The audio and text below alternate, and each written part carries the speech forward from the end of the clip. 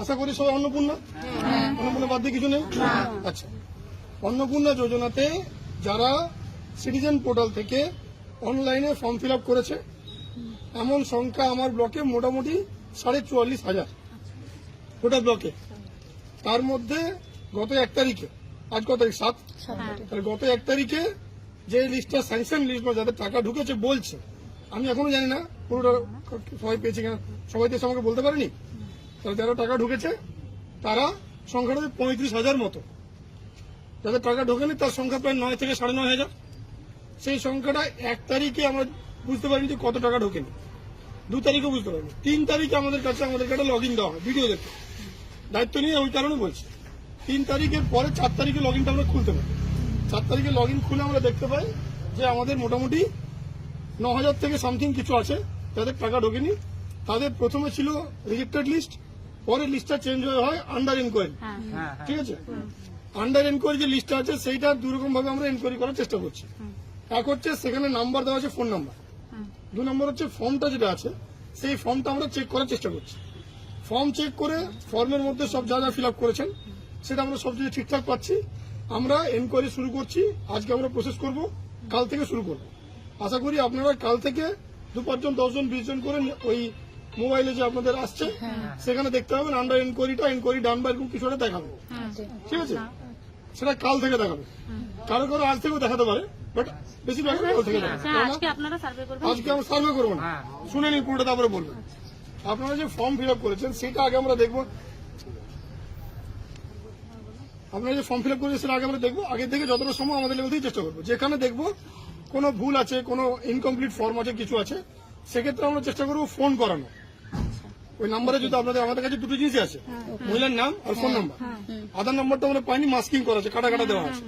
তাহলে আমরা সেখানে ফোন করবো, কারণ ওদের বাড়ির যে অ্যাড্রেস পেয়েছি সেই অ্যাড্রেসটা অনেক লম্বা, পুরো অ্যাড্রেসটা টাইপ করেছে, পুরোটা চলে এসছে। কাজে সেখানকার কোনো মেম্বার আপনাকে যোগাযোগ করতে পারে, আমাদের পঞ্চায়েতের গ্রাম পঞ্চায়েতের স্টাফ যোগাযোগ করতে পারে, অঙ্গনওয়াড়ি দিদিরা যোগাযোগ করতে পারে, তারা আপনাদের সঙ্গে যোগাযোগ করবে। আমার ব্লকে যে 9,000 আছে এটা যতটা সম্ভব আমি চেষ্টা করছি ফিল্টার করে দেখে কতটা তাড়াতাড়ি করা যায়, বাট এটার জন্য কিন্তু টাইম লাগবে।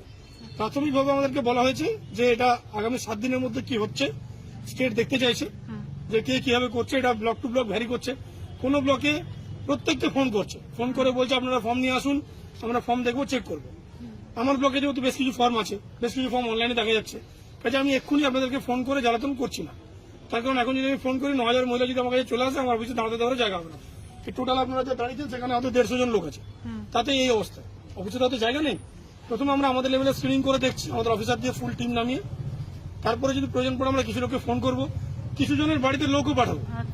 কারণ যে ক্রাইটেরিয়া বলা হয়েছিল তাতে বলা হয়েছিল যে ছোট ছোট কথা জিনিস ছিল, আপনাদের বয়স 25 থেকে 60 হবে, আপনারা কোনো সরকারি চাকরি করে এমন কোনো মহিলা পাবে না, ইনকাম ট্যাক্স দেয় এমন কোনো মহিলা পাবে না, আর ভোটার লিস্টে তারা কেউ পাবে না।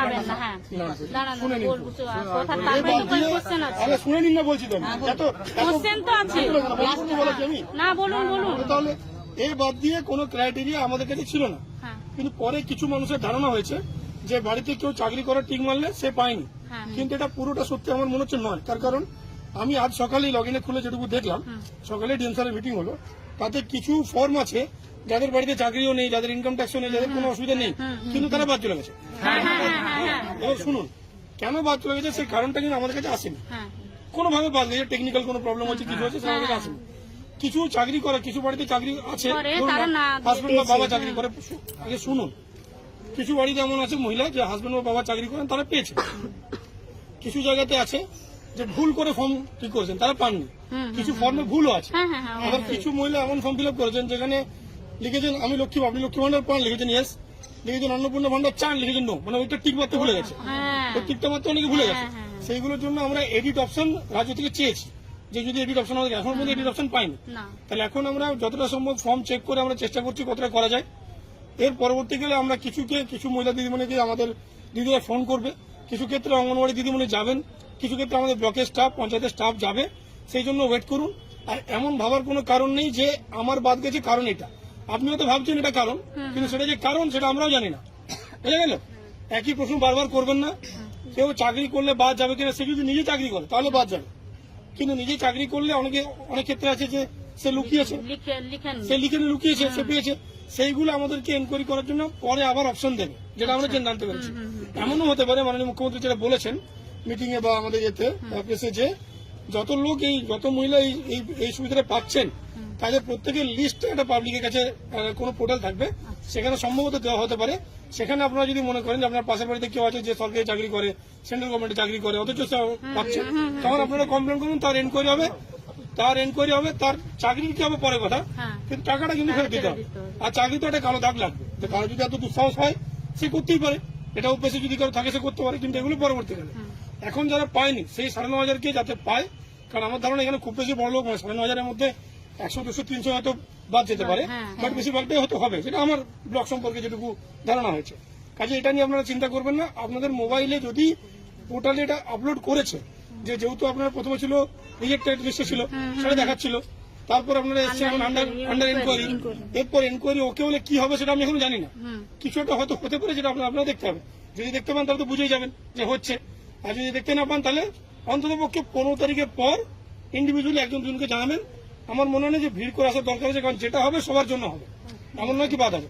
আর সব থেকে বড় কথা, কি কারণে বাদ গেছে, সত্যি কথা কি কারণে বাদ গেছে সরি, সেটা আমি বা আমরা কেউ জানি না। আমার সামনে 50 সরকারি স্টাফ দাঁড়িয়ে আছেন, বাকি যারা আমরা জিজ্ঞেস করতে পারেন যাকে, লোকজন বলতে পারে অনেক কিছু, যে আমি এই কারণে গেছে, ওই কারণে গেছে, কিন্তু কি কারণে বাদ গেছে তার কোনো ডাইরেক্ট কোনো পার্টিকুলার কোনো জিনিস এই কারণেই বাদ যাবে, তার 4টে যে ক্রাইটেরিয়া ছিল, যেটা লিখিত অর্ডার ছিল, সেই 4টে ক্রাইটেরিয়া এখনো আছে।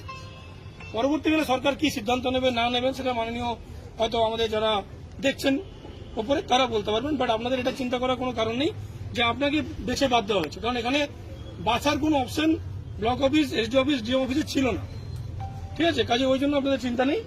আর এই যে যেটা আপনারা প্রশ্ন এসছেন, স্যার আমারটা কি হবে, স্যার আমারটা কি হবে, কারোরটা কি হবে সেটা কাউকে জানার এখন আমাকে আমি বলতে পারবো না, এখন কারোরটাই কিছু হবে না। যেটা হবে সেটা হচ্ছে আমাদেরকে আমাদের কাজটা করতে দিন, আমরা আমাদের কাজটা করি, আমাদেরকে 7টা দিন সময় দিন, তাতে যদি সলভ না হয় তখন বলবেন, কিন্তু টাকা আপনারা 7 দিন পরই পাবেন এটা আমি বলতে পারবো না। যেটুকু রাজ্যের মডিউল দেখছি, আশা করি সবাই অন্নপূর্ণা বাদ দিয়ে কিছু নেই।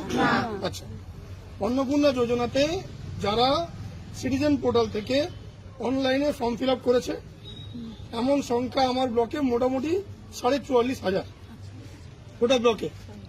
তার মধ্যে গত 1 তারিখে, আজ কত তারিখ 7, তাহলে গত 1 তারিখে যে লিস্টটা স্যাংশন লিস্ট বা যাদের টাকা ঢুকেছে বলছে, আমি এখনো জানি না পুরোটা সবাই পেয়েছি কিনা, সবাই তো আমাকে বলতে পারেনি। তাহলে যারা টাকা ঢুকেছে তারা সংখ্যাটা 35,000 মতো, যাদের টাকা ঢোকেনি তার সংখ্যা প্রায় 9 থেকে 9,500।